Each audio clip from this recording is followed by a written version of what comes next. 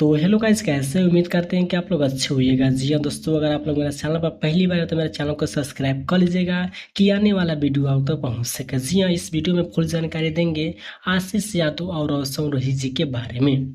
जी हाँ, तो आप लोग इस वीडियो को शुरू से अंत तक जरूर देखिएगा कि फुल जानकारी आपको हो सके। जी हाँ, तो चलिए स्टार्ट करते हैं दोस्तों। जी हाँ, रोशन रोही के गाना है बाप रंगदार। जी हाँ, रोशन रोही जी अपने खुद कलम के माध्यम से सॉन्ग को लिखे हैं। जी हाँ, बाप रंगदार, जो कि रोशन रोही अपने कलम के माध्यम से खुद लिखे हैं और खुद भी गाए हैं। जी हाँ, वही बात करें दोस्तों आशीष यादव जी का। जी हाँ, आशीष यादव का सॉन्ग का टाइटल है खियाबो क्रिया छौड़ी। जी हाँ, खियाबो क्रिया छौड़ी, जो कि आशीष यादव सॉन्ग को गाए हैं। जी हाँ, 42 लाख व्यू है, 2 हफ्ता में 19 नंबर पर ट्रेंड कर रहा है दोस्तों।